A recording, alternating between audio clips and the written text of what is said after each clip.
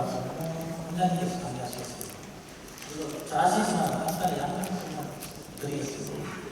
지금 영국에 들어가셨고 경북대학교에서 박사학위를 취득하셨고 기농 초음파 아카데미를 운영하십니다. 전국적이지 않습니까? 그리고 선생님 목포 초음파 정제 관련 저서를 13권이나 저서하셨습니다. 강의 부탁드립니다.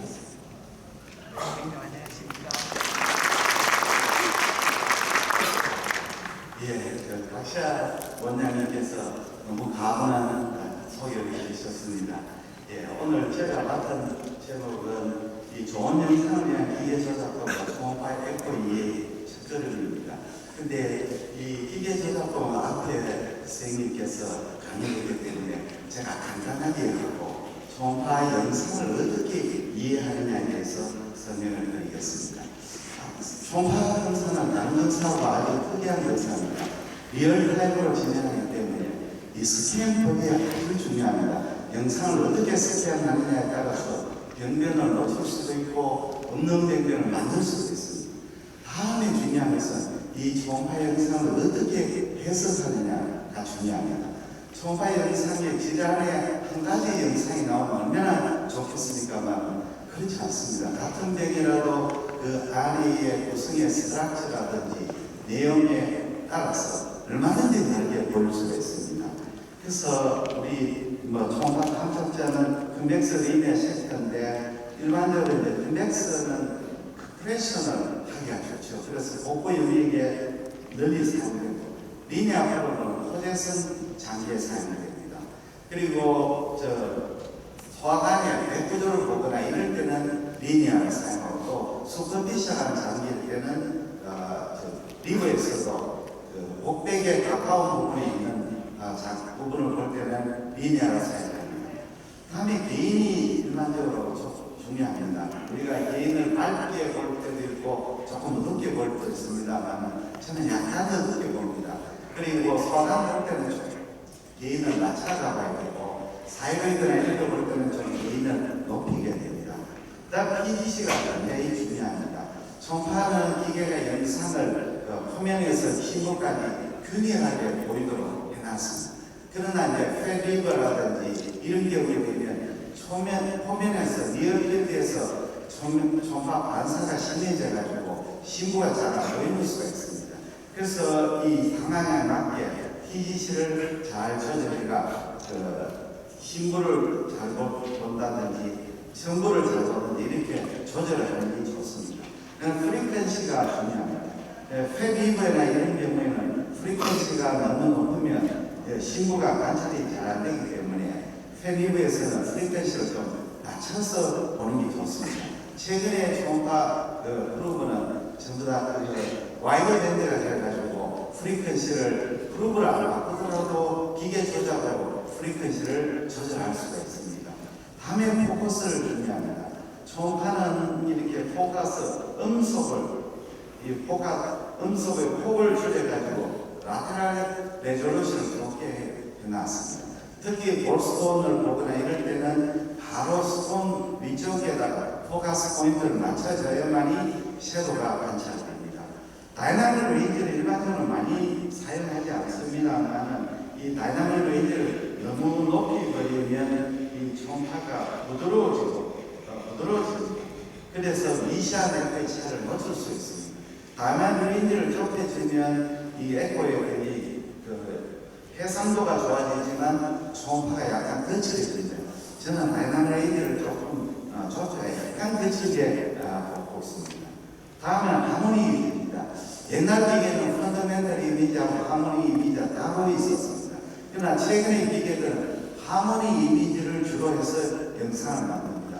하모니 이미지에서 기계 회사마다 하모니 이미지를 주로 하고 그게 펀더멘털 이미지를 섞었기 때문에 이 신부에도 잘 보이고 됩니다. 그러나 경우에 따라서는 이 펀더멘털 이미지로 바꿔서 보여야 될 경우도 있습니다. 다음은 제가 초음파 에코의 이해에 대해서 설명을 드리겠습니다. 우리가 초음파는 인간이 들을 수 있는 가천 주파수가 20에서 2만 헤르츠입니다. 이보다 더 높은 것이 초음파입니다. 그래서 다이브에서 쓰는 초음파로 쓰는 것은 박쥐하고 돌고래인데 이 두 동물이 전부 다 초음파를 쓰니까 우리하고 친구가 됩니다.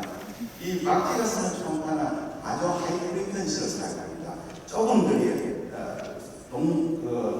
자기가 잡아놓을 물을 차례에 되고 있습니다. 돌고래는 비교적 프리퀀시가 낮은 초음파를 씁니다. 왜냐하면 멀리까지 가 있기 때문에.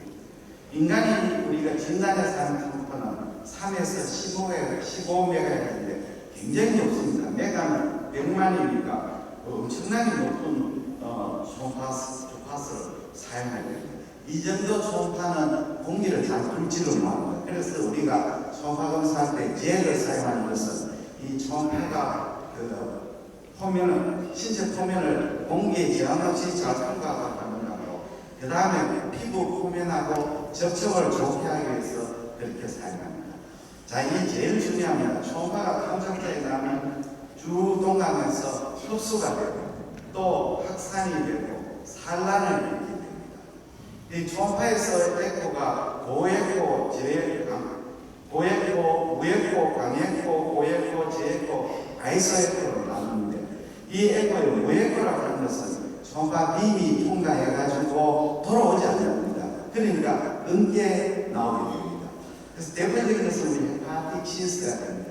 헤파틱 시스트는 초음파 빔이 돌아오지 않기 때문에 음계 불고 뒤에 후방 음량이 증가하게 됩니다. 왜냐하면 물을 통과하면서 감시를 일으키지 않게 됩니다.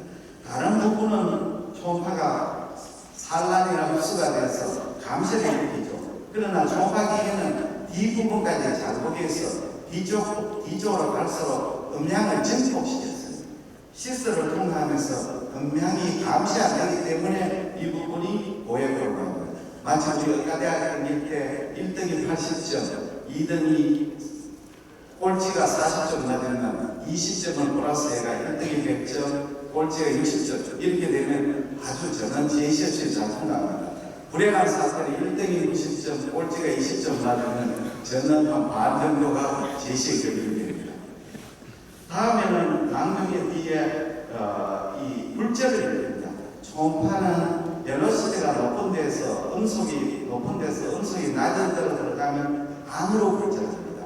물은 감시는 적지만 물에서는 음속이 느리게 됩니다.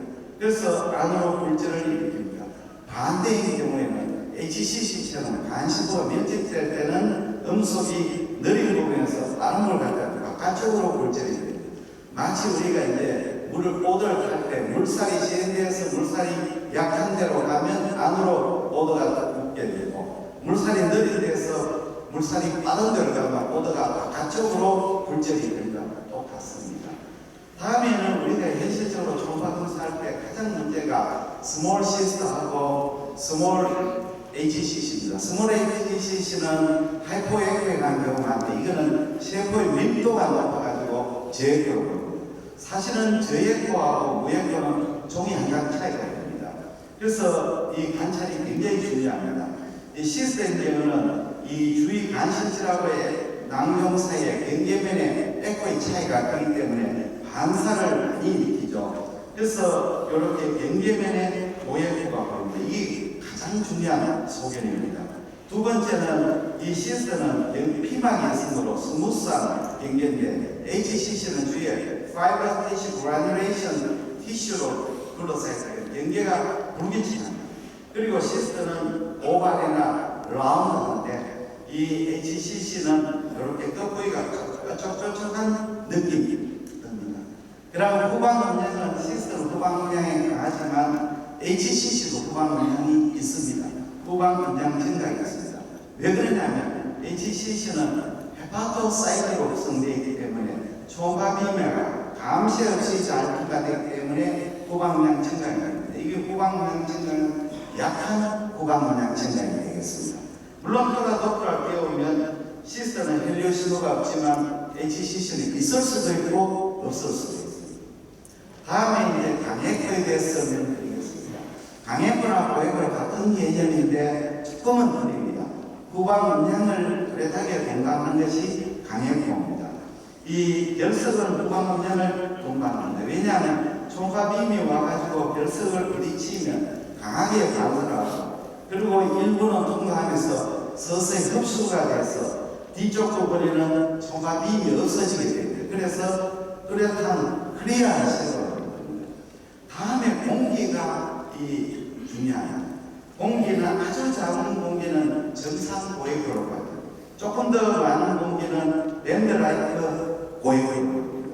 그리고 공기가 이렇게 4개가 모이고 안에 플루이드가 모입니다. 초파빔이 깔때기 같은 호원 쪽에서 리버브레이션 이펙트가 이렇게 링다 아트팩트가 만듭니다. 그리고 공기가 많아지면 이렇게 뒤쪽에 섀도우를 만드는데 이건 더디 섀도우입니다. 이 굉장히 중요한 개념입니다. 스티하는 클리어한 섀도우지만 공기는 친밀하지 않기 때문에 초파빔이 빈가해가지고 뒤에 섀도우를 만드는데 지저분한 섀도우를 만듭니다. 장강에 가스가 꽉 차이면 이렇게 리버브레이션 아티팩트를 만들게 되어 있습니다. 다음에는 지방간입니다.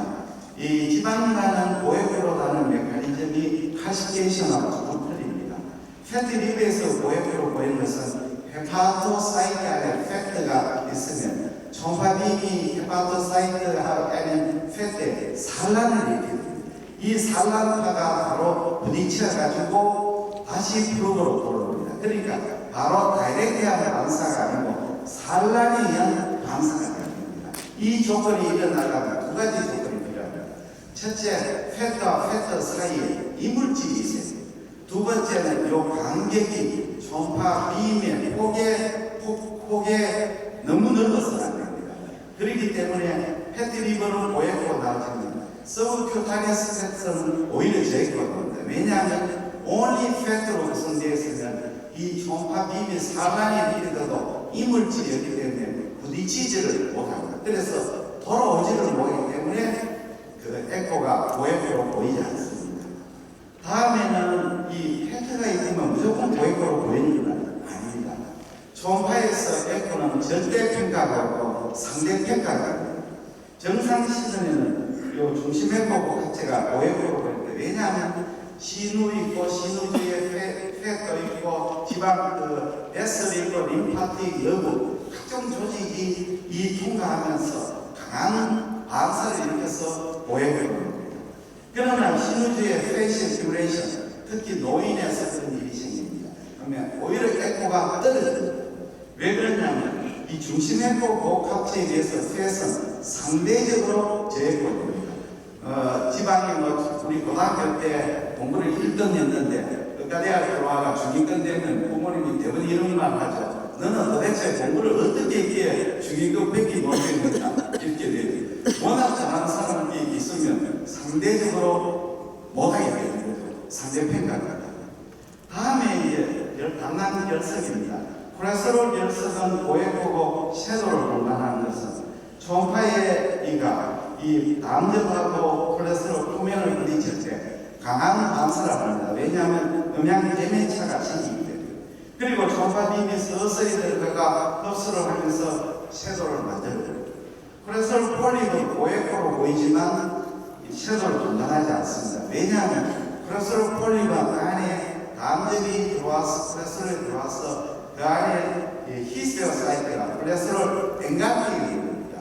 초파빔이 히스테오사이트에 있는 콜레스테롤과 반사가 되가 고액으로 되지만 주위 조직은 잘 통과하기 때문에 음양 감시가 많이 일어나지 않아서 섀도우를 일으키지 않습니다. 다음에는 플로이드입니다. 우리가 갑상선은 고액으로 되는 메커니즘은 갑상선의 앱세리움과 플로이드는 강한 반사를 일으키고 플로이드 자체도 강한 반사를 일으킵니다. 그래서 고액으로 봅니다. 그러나 이제 파피러리 캔서가 생기면 세포가 정식이 되고 이런 파피러리 스트럭처는 세포가 밀집이 되어버리면 이 초파빔이 투과성이 좋아집니다. 그래서 저액고가 되고 이렇게 경계가 이레귤러하면서 주위로 신전하게 되는 것입니다. 그리고 파피러리 캔서의 사모마바는 마이크로카시테이션 세균인데 마이크로카시테이션 1mm 이하이기 때문에 섀도우를 분간하지 않습니다. 초파비에서 섀도우를 분간하는 카시테이션 최소한 3mm 정도가 되어야 됩니다. 다음에는 스뮤비학 조직입니다. 만지오시는 세포 성분이 적고 파이브러스 티슈가 많기 때문에 고액으로 보입니다. 펠페럴 만지오시죠. 한 그릇 페리페랄 바일닥트를 침범하기 때문에 옵스트럭션 되기 때문에 페리페랄 바일닥트를 딜라테이션 시킵니다. 그러나 이제 섬유 조직이 많다고 해서 반드시 고액으로 보이는 게 아닙니다. 파크렉 캔서에서 저액으로 보이는 메커니즘은 파크렉 캔서는 세포가 비교적 적고 그 다음에 데스모플라스 리액션은 파이브로시스가 굉장히 많습니다. 그러나 주위의 판크레아스의 폐시에 비해서는 이 파이브로시스는 오히려 저액으로 상대적으로 낮습니다. 그러니까 저액으로 보입니다. 명심해야 될 사실은 우리가 초음파에 보는 절대로 절대평가가 아니고 상대평가를 하는 걸 기억하셔야 됩니다. 다음에 연정세포 침현. 우리가 병변이 스테이지에 따라서 에코가 계속 변합니다. 압세스에 처음에는 세포가 침현이 되면 고액으로 보이다가 좀 더 이제 세포에서 염증의 플루이드가 보이게 되면 에코가 떨어지고 마지막에 압세스가 되면 무액으로 보입니다. 병의 스테이지에 따라서 에코는 변하는 경우가 많습니다. 그 다음에 응고개사, 코아귤레이션 네크로시스만 고액으로 보입니다. 전이성 간암의 런캔서나 브레스트 캔서는 이 세포 성분이 많기 때문에 저액으로 보입니다. 그러나 이 급격하게 편찬이 되면 센터 부분에는 코아귤레이션 네크로시스가 고액으로 되고 좀 더 진행되면 안쪽에 리케펙션 네크로시스의 무액화가 되고 바깥은 고액고 변형은 저액입니다. 메타스틱 캔서에서 벌사에 쌓이는 보이는 것은 아주 캔서가 래피드 그로잉 한다는 뜻입니다. 다음에는 종괴의 내부가 고액고 물질이 없더라도 구성 성분이 헤테로지저스 해버리면 초음파의 에코가 반사를 많이 해서 고액으로 보입니다. 대표적인 해망지오입니다. 스몰 해망지오는 고액으로 보입니다. 왜 고액으로 보이냐면 해망지오 내부에 바스큘러레이트 이게 블라폴이 있고 엔도셀이 있고 파이브 티슈가 있어요. 초음파빔이 이걸 통과하면서 무수하게 반사해가 고액으로. 그런데 고액고에도 불구하고 후막 그냥 증가해 봅니다. 왜냐하면 본질적으로 해방지오마도 시스타와 똑같습니다. 초음파빔가 주위 조직을 통과하면서 감시를 절제하기 때문에 고액으로 보입니다. 해망지오마도 변성을 일으키가 내부에 베스큐러 레이트가 크지만 에코제네시가 떨어집니다. 그러나 페리페럴은 마이크로바스큘러 스트럭처를 유지하기 때문에 마지막 고액으로를 보일 수 있습니다. 그런데 문제는 주위가 패트 리버나 크로닉 리버이지만 마지막 스트럭처가 없어져요. 그렇기 때문에 굉장히 조심해야 됩니다. 보시면 고액고 간헐 가정, 바깥쪽에 변형 고액고를 보이는 간헐 가정, 혼합액고를 보이는 간헐 가정. 만약에 간 주위 조직이 시로시스 되어버리면 마지막 스트롱 액고가 없어지기 때문에 HCC나 해망점하고 구별이 절대 되지 않습니다. 이럴 때는 다이나믹 CT-MR로 감별해요. 그 다음에 저액고 간세포입니다. 우리가 일반적으로 저액고라고 하는 것은 조직학적으로 지방 같은 고액고 물질이 없어야 되고 그 다음에 균질한 세포가 정식이 되어야 됩니다. 그 다음에 구조적으로 음향 대면을 만들지 않아야 됩니다. 그 다음에 하이포바스큘라를 정해야 됩니다. 스몰 HCC가 왜 저액고로 되느냐면 같은 결절의 HCC 결절은 주위 조직에 비해서 훨씬 세포의 밀도가 4배에서 6배로 많고 또 세포 자체는 정상 간실보다 작습니다. 그래서 초음파가 잘 통과해가지고 저액고로 됩니다. 그러나 스몰 HCC도 고액고로 되는 경우는 이렇게 안쪽에 이 사이너소이드가 딜라테이션 되거나 스트럭처로 슈도그랜드럴 포메이션 되거나 또는 안에 패스가 많아지면 고액고로 보일 수가 있습니다. 다음에는 우리가 이제 정상 조직이라도 정상 조직의 저액고는 머슬입니다. 균질한 조직이기 때문에 그렇습니다. 그러나 이제 염증이 생기게 되면 액체가 절여되면 부종이 되어서 저액고로 보입니다. 대표적으로 AGML인데 AGML은 무코사하고 서무코사의 염증이지. 그래서 무코사, 서무코사 두꺼워지고 에코가 떨어져요. 어드밴스 가스릭 캔서는 이 캔서의 데스모플라스레이션 파이브로시스가 생기게 되면 에코가 떨어질 수도 있고 높아 높아질 수도 있습니다만 중요한 것은 청구조가 감별되지 않는다는 점입니다. 다음에는 마지막으로 ISO-ECO가 제일 골치 아픕니다. 우리가 초반에 에코의 대전으로 연결을 찾는데 에코가 주의하고 같으면 알 수가 없게 됩니다. 그러나 우리가 에코 결제를 찾는 그 포인트는 연면이 돌출합니다. 그 다음에 내부의 이 종괴가 주위 혈관을 디스플레이스먼트, 종괴 내부의 이상 혈류가 보입니다. 여기는 FNH죠. 이 FNH는 헤파티가 글라데이션 돼가 종괴임을 우리가 추정할 수 있습니다. 자, 이 경우에는 ISO-ECO의 HCC인데 이 종괴를 알 수 있는 것은 위에 헬로 되어 있습니다. HCC의 헬로는 종괴가 팽창하면서 주위 조절 컴프레셔 돼가지고 헬로가 생깁니다. 그러면 우리가 HCC의 헤파토칼시노제네시스에서 디스플라스틱 노즐은 바스큘라리티가 낮기 때문에 패트가 그레이션 돼가지고 보헤코가 되고 그 안쪽 부분에 센터 부분에 HCC가 생기면 제거가 되고 바깥쪽에는 변형 보헤코가 남아있습니다. 디스플라스틱 노즐. 이렇게 되면 이거는 해망지역의 마지막 스프링과 똑같아집니다. 스몰 HCC라는 개념은 2cm 이하의 HCC인데 요즘은 두 가지로 나눴습니다. 경계가 불분명한 어리 HCC, 경계가 명확한 플로레스 HCC로 이 플로레스 HCC가 좀 더 분화도가 높은 HCC가 되겠습니다. 다음에 마지막으로 우리가 내부가 불균질한 제품의 헬로죠. 조금 전에 말씀드렸듯이 헬로는 HCC가 랩티드 그로잉 하면 생기지 않습니다. 슬로우 그로잉 돼야 됩니다. 그리고 내부에 이 조직학적 구조나 분화도가 걸린 것, 다른 것이 있으면 이 셰톰 사이에 다른 에코를 보이고 있습니다. 이것이 HCC를 나타내는 중요한 소견이 됩니다. 조금 전에 말씀드린 벌스 아이스라인은 메타스의 캔사에서 생긴 메커니즘이 흔들립니다. 이거는 저에코 버문이 살아있는 바이블한 종양세포고 이쪽은 종양세포보다는 주위의 조직에 의한 파이브로시스나 이런 것에 콜라겐 섬유 같은 것이 일으키게 됩니다. 그래서 헬로를 동반한 HCC 모자이크 팩터, 그 다음 벌스 아이스라인 타겟 사인을 동반하는 메타세이 캔사입니다. 제가 오늘 강의가 시간이 짧기 때문에 초스피드로 강의했습니다. 강의 내용은 선생님한테 저한테 연락을 해주시면 제가 메일로 다 보내드리겠습니다. 그리고 유튜브를 통해서 제가 강의가 있으니까 유튜브를 통해서 보시기를 바랍니다. 마지막으로 제가 경북이대 본과 3학년을 학생들을 위해서 재능 기부를 하고 있습니다. 작년에 동초사에 가서 일기를 했고 지금 3월 4월에 경북이대 본과 3학년 4명 가지고 이렇게 6차례 워크숍을 진행합니다. 예, 우리 가파에는 부처님 자비스럽고 인자스럽습니다.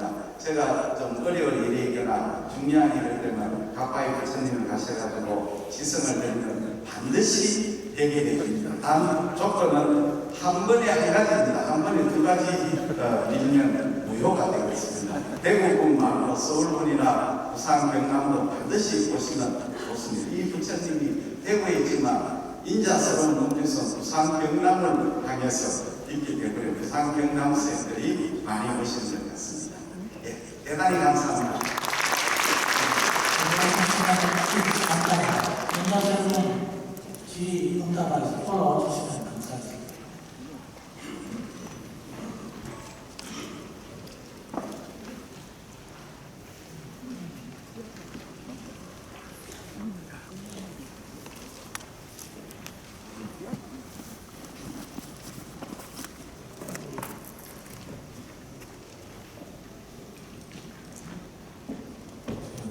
김민주 씨, 2차 시간이 얼마나 많습니까?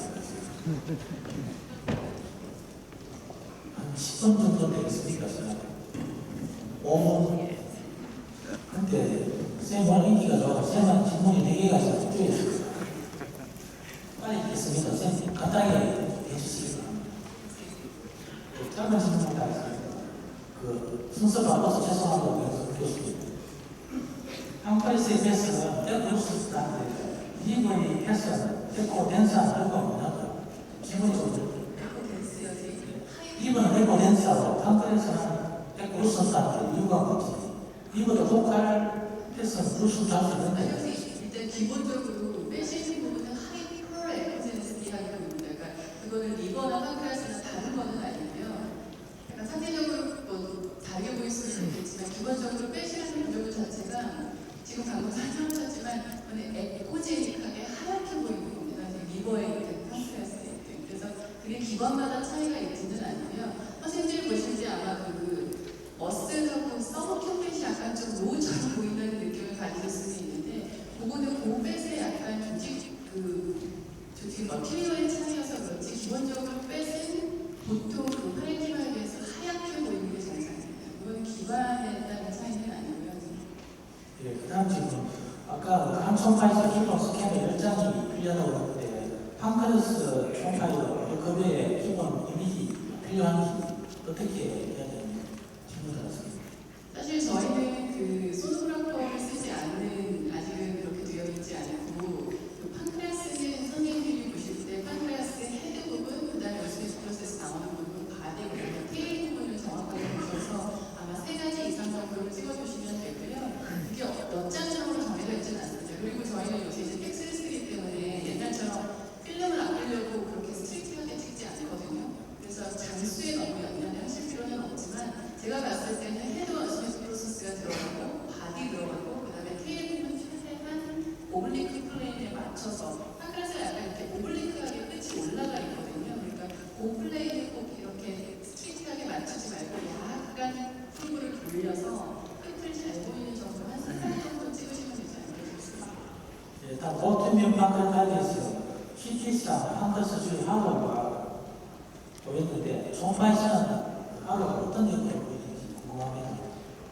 그거 잘 안 보입니다. 그러니까 사실은 그 오토이문 판크레아타이티스를 초음파로 제가 진단하지 않는다고 말씀드린 게 제가 보여준 사진처럼 그냥 스웰링 있고 마치 디퓨즈 판크레아타이티스가 있을 때 마치 이대만 있는 것처럼 로우 에코익하게 보이는데 바깥쪽에 림으로 보이는 거는 사실 패서로직하게 파이브시스가 메인 병변이거든요.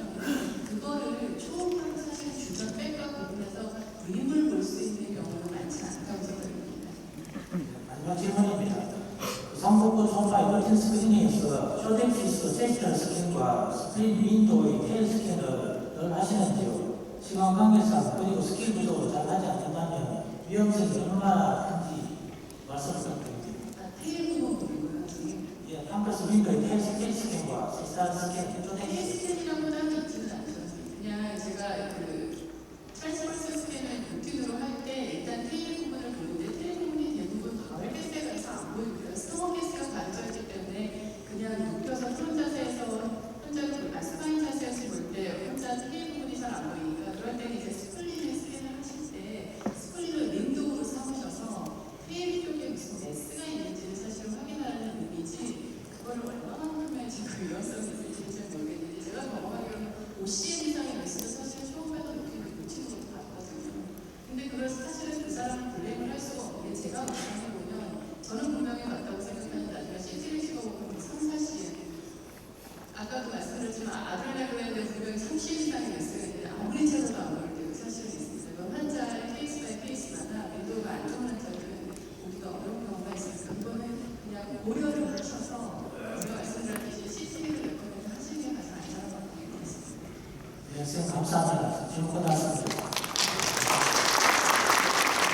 다시 말씀드립니다. 다음 질문에 대해서 오경선 교수님께 아까 간 총파 기본 스캔 결정과 마찬가지로 담도 스캔을 할 때도 기본 이미지가 있는지요? 질문 드렸습니다.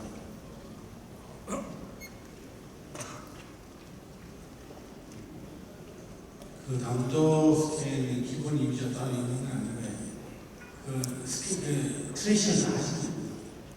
그러니까 아까도 말했다시피 그 정해져 있는 그 선도 많은 게 아니고 그 담도의 주행에 따라서 홀수는 최대한 겁니다. 물론 담도도 밑으로 내려가서 그 각도 꺾이는데 70이면 꺾이는데 그쪽에 또 가스가 있고 그러면 다 보기 힘듭니다. 그래서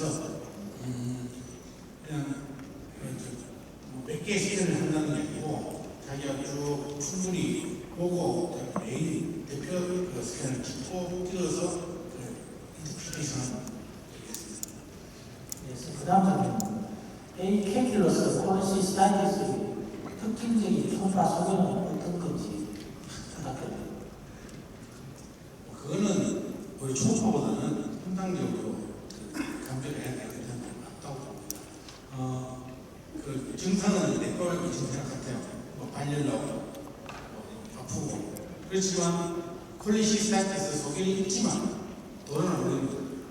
그러니까 그 이유가 뭐냐? ICO에 누워있다든지 뭐 다른 그런 이유로 분명히 콜리시스타이티스 증상이 있는데 가장 중요한 건 그 머피 사인. 머피 사인이 혹시 그 스마일이가 다 아시겠지만 그 상부부에 풀을 대면 원래는 또 아팠어요. 머피 사인. 근데 그런 게 있는데도 분명히 콜리시스타이티스 그 의심을 하는데 돈이 안 나오는 거예요. 그런 거를 캠퍼스 콜리시스타이티스 하는데 물론 여가생이 나와 있지만 제 경험으로 캠퍼스 콜리시스타이티스 진단을 내는 분이 거의 없습니다. 뭐라도 있어요. 하다못해 데브리스, 슬런치 뭐라도 있어가지고 그것이 운영이 돼서 뭐 당당히 생긴다. 그게 딱 스탠다드 파인딩이 없습니다. 그다음 김영봉 원장님께 지금 신문이 그대로 읽겠습니다. 최장 고액고 이유. 최장 고액고 이유. 보통 판결에서 떼고 나가셨습니다. 예, 설명드리겠습니다. 굉장히 좋은 질문이었습니다. 췌장은 구조석으로 보시면 에시나이가 있고, 판크레아 다크가 있고, 랑가하스 아일랜드가 있고, 주위에 췌장 아시나이나 그 조직 엔도크라인 엑스트라 주위에 커넥티브 티슈가 있습니다. 근데 아주 젊은 사람 경우에는 커넥티브 티슈나 그 에시나이나 랑가하스아일은 전부 다 저해력 때문에 에코젠에 났습니다. 그러나 나이가 들수록 어떠냐면 에시나이가 아트로피되고 그 아트로피된 주위 조직의 팻이나 성모화가 어큐뮬레이션 됩니다. 또 다이베티스나 이런 고지혈증이 있으면 팻이 더 어큐뮬레이션 됩니다. 그래서 젊을 때는 췌장이 저해포로 보이다가 점점 나이가 들수록 고해포로 보이게 됩니다. 결국은 올드에이지의 고해포는 에시나이 아트로피 그 주위에 있는 조직의 팻 어큐뮬레이션 됩니다. 질문지는 다 읽었습니다. 김용산 딸이 언급하시는 거 코멘트하시는 게 있습니다. 코멘트에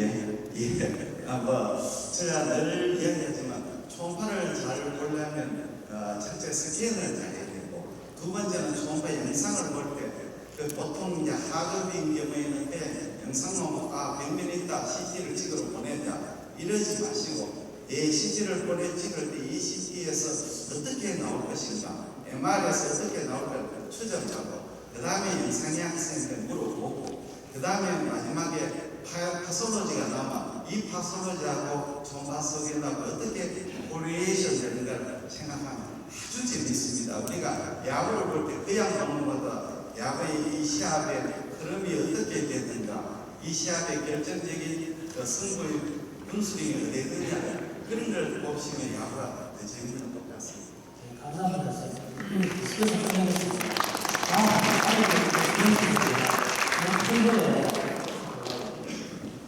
라이벌 인포메이션의 오퍼레이션을 하는 이재정 원장님의 학력이 오래 있습니다. 제가 이걸 소개시켜서 읽고 내려가겠습니다.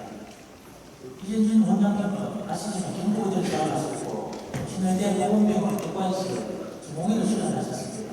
그리고 신의대 보건병원 소화기내과 전임 강사를 임하시고 현재 이준내과 원장이시고 총각